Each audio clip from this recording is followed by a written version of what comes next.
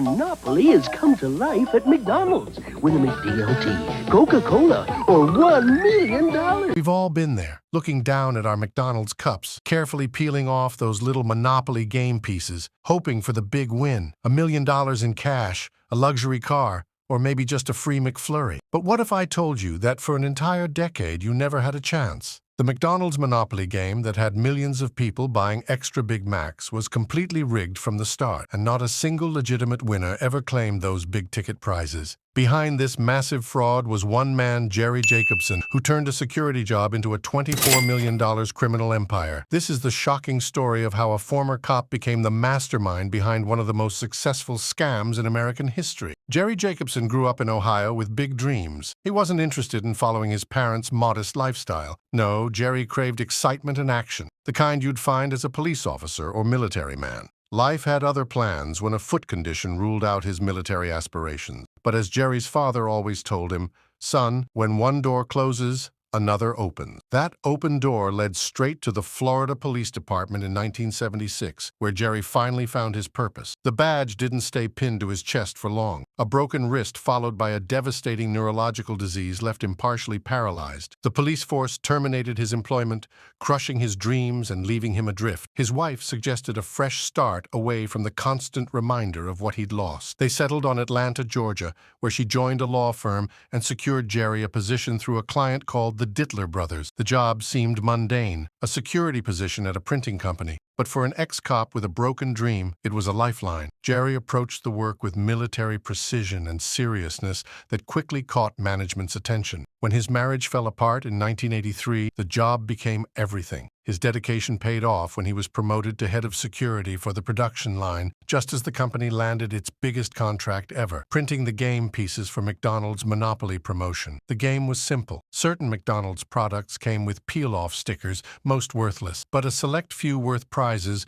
ranging from free food to that coveted $1-million jackpot. Jerry's job was to guard those high-value tickets with his life. He followed employees to the bathroom, checked their shoes, and personally sealed winning tickets in tamper-proof envelopes before locking them in a vault. His reputation for thoroughness earned him a position of complete trust. Then came the offer that changed everything. Simon Marketing, the company overseeing the entire promotion, needed someone to physically transport the winning tickets to McDonald's locations across America. They chose Jerry, all expenses paid, first-class flights, luxury hotels, and a hefty paycheck. For a man whose life had been defined by disappointment, it seemed like karma was finally balancing the scales. Flying around the country with $1-million tickets in his pocket, Jerry started wondering how easy it would be to just take one. In 1989, he decided to find out. He stole a $25,000 winning ticket and gave it to his stepbrother. "I just want to see if I can get away with it," Jerry joked. One hell of a story to tell people one day. Weeks passed. No one noticed. No alarms sounded. The perfect crime had been committed, and Jerry realized he was sitting on a gold mine. His next move was approaching his local butcher with a $10,000 ticket, selling it for just $2,000 easy money for both of them. The butcher cashed it without issue, and suddenly Jerry's side hustle was born. Just as he was getting comfortable with his new operation, a McDonald's employee was caught stealing thousands of Monopoly tickets. The company immediately implemented new security protocols, sealed rolls with anti-tamper seals that made stealing individual tickets impossible. Jerry reluctantly returned to his legitimate work, the brief taste of easy money still lingering. But fortune favors the bold and the patient. In 1995, McDonald's changed their security system again. The winning tickets would now be attached to drink cups, with a new software randomly selecting which stores would receive winners. What McDonald's didn't know was that Simon Marketing had quietly overruled their wishes. Jerry watched them generate the random locations thousands of times, noticing something strange. Whenever a Canadian store was selected, they simply re-rolled. Canadian players had absolutely zero chance of winning while spending millions on McDonald's products, thinking they had a shot. Jerry filed this information away. It might come in handy someday. Just when it seemed like his stealing days were over, a package arrived from Hong Kong containing anti-tamper seals sent to Jerry by mistake. If he'd had bad luck earlier in life, it was certainly turning around now.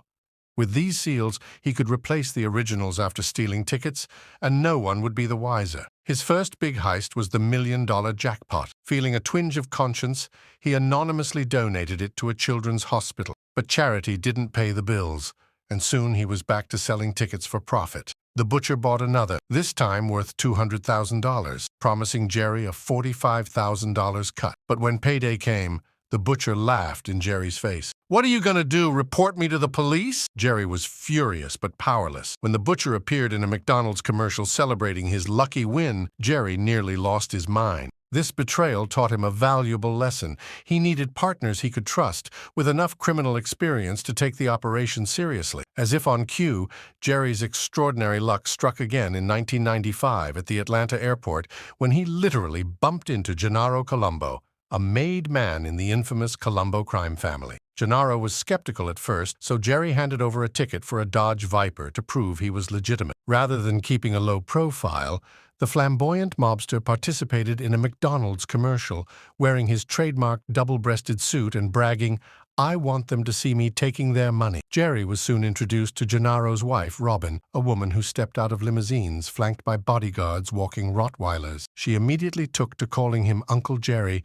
and wasted no time requesting a $1 million ticket, which she gave to her father. Over the next year, Jerry sold numerous tickets to the mob's extensive network, with the Colombo family using McDonald's money to build new criminal enterprises. Meanwhile, Simon Marketing's apparent success with the McDonald's promotion landed them contracts with other major companies, including Mars for an M&M's contest where finding a gray candy won you $1 million.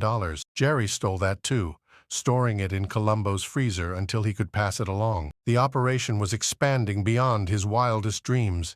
By 1998, Jerry was living large. Multiple properties, a new wife, and powerful friends had transformed the ex-cop into someone unrecognizable. He started dressing in sharp suits and even gave himself a new name, Geraldo Constantino. His relationship with Robin had also grown complicated. She confessed to cheating on Gennaro and expressed a desire to escape the mob life. On May 7, 1998, fate intervened. The Colombo family was involved in a highway accident. Robin and her son survived with minor injuries, but Gennaro was fatally wounded, dying 2 weeks later. This tragedy left Jerry without his mob connection just as the operation was reaching its peak. Desperate to continue, Jerry connected with Don Hart, who paid $200,000 up front for tickets and introduced him to new associates like Andrew Glom, a convicted cocaine trafficker. The network was growing, but the quality of Jerry's new partners was declining.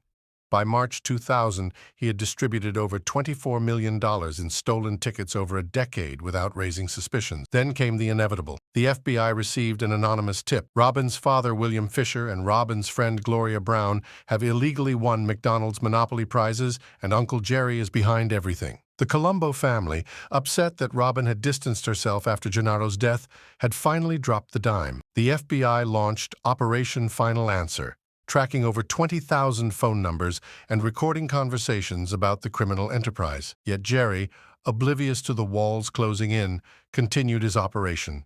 He offered his friend Dwight Baker, who was having health issues, a $1 million ticket in exchange for $100,000. When Baker's foster son Chandler went to claim the prize, he was met by TV crews with FBI agents watching from the shadows. Jerry's luck finally ran out when the FBI identified a suspicious golden triangle, a 25-mile area where an improbable number of winners lived, with Jerry right at the center. They set a trap, purposely delaying prize checks to create discord among the conspirators. The paranoia worked. Jerry's associates began arguing and making mistakes. The FBI followed Baker as he handed over $70,000 cash in a McDonald's bag to Jerry in exchange for another winning ticket. On August 22, 2001, the FBI arrested 8 people, including Jerry Jacobson. Simon Marketing's stock plummeted from $3.05 to just 19 cents overnight. Jerry faced charges that could have kept him behind bars for life, but he played his ace, revealing how Simon Marketing had rigged the game against Canadian players for years. In exchange for testimony, he received just 37 months in prison.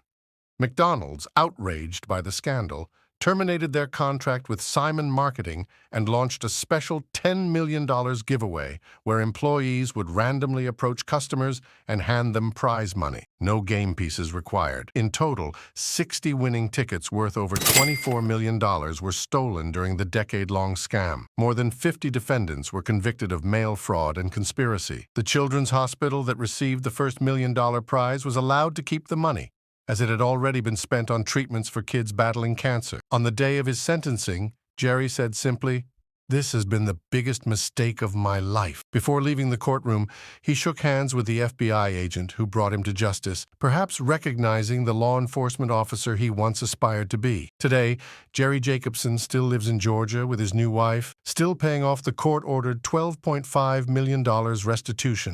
And now you know why you never won the McDonald's Monopoly game? It was never possible in the first place.